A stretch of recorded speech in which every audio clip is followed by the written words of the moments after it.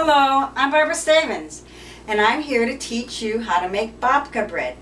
Once a year at Easter time, I always make an abundance of babka bread. Most of the time I make 3 or 4 batches and I double them. But to make it very simple, today I'm just going to do a single recipe for you. Okay, first we're going to start out with the yeast. I have 1 package of active dry yeast. Always make sure that your yeast is fresh, and when you buy it, you check the date on your packaging. Okay, then we're going to add 1/4 cup of warm milk.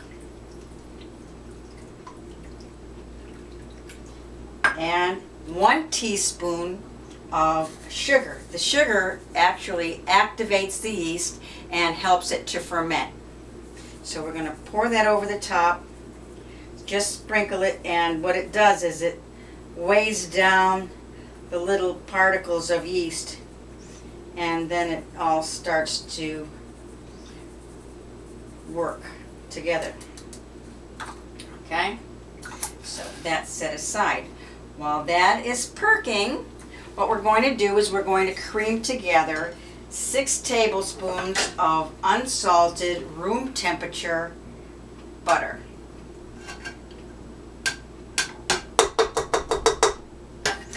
And 1/2 cup of sugar and 1/2 teaspoon of salt. Now I'll move this forward, get it away from there, and bring this up and get that going. As soon as this is blended in together, we'll add the eggs. First you want it to cream. And it should be thoroughly creamed together. No loose sugar.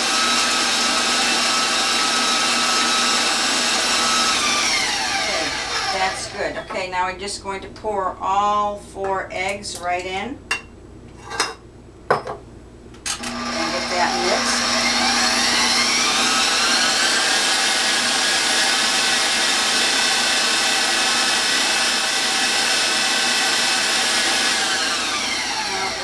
Do is, as it's mixing, the bread is, not the bread, but the butter, that's what I meant to say, is working itself away from the beater and not blending in. So we have to get in there and push that down, get it going again. Okay, with that said, the yeast has been working here, and we're going to just move this around a little bit here and pour it in.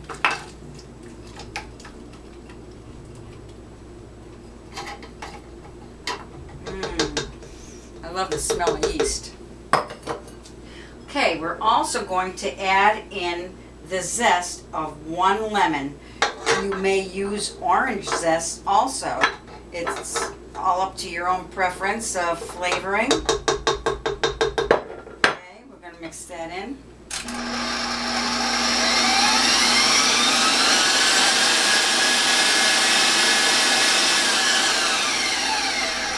And over here I have some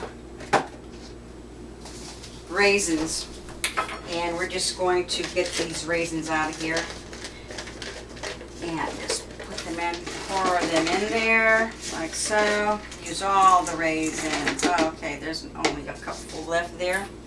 That's great. Okay, raisins, and we're going to just put a little bit of flour in there to get it started here.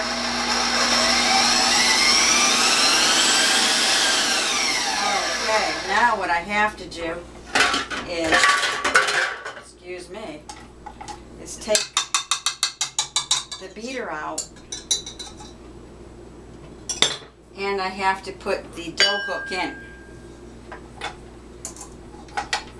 because it's going to get a little thicker, and I don't think the blades on the beater can take that stress. Okay, now, actually, yeah, you know what might help? We'll just put this on, just in case we have some flour flying up here. I don't want to put it on too high. And then we can go, okay, let's take this out.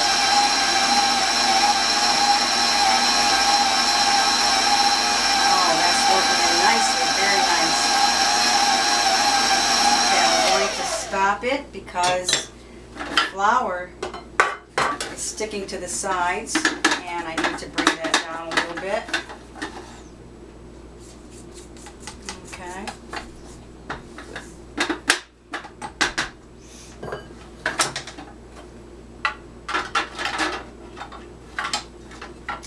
Okay, Martha Stewart, let's go.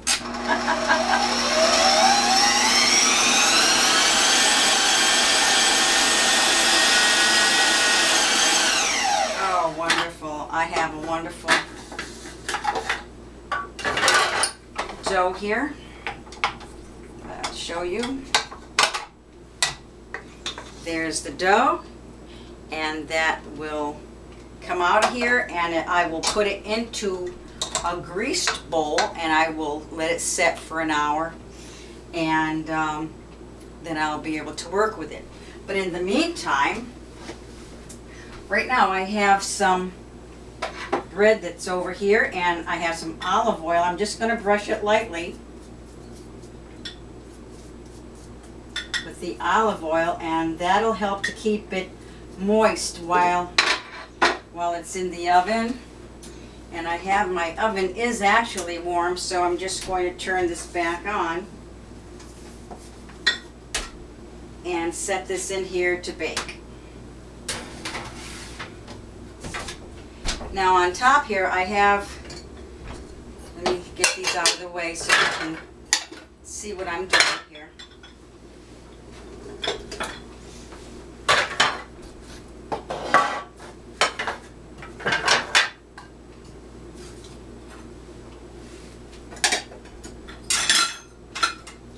I have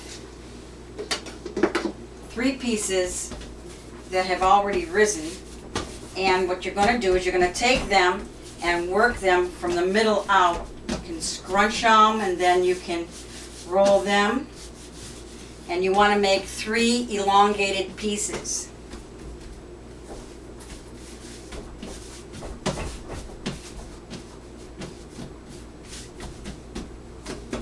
Actually, this one will go a little bit longer. Come on.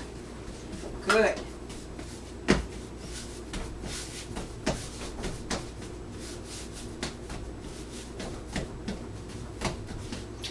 Okay, now what you're going to do is you're going to take the ends and you're going to pinch them together and kind of roll it under, and you're going to braid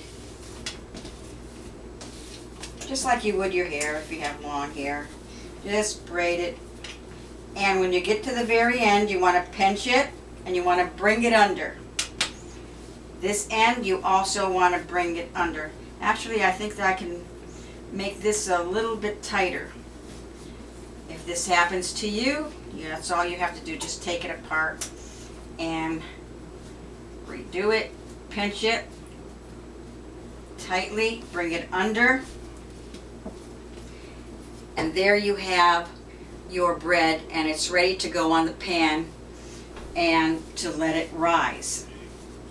Now, you already saw my bread that I put in there. Over here, I have a beautiful babka bread that is already complete, and it's ready to be gift wrapped because that's what I do.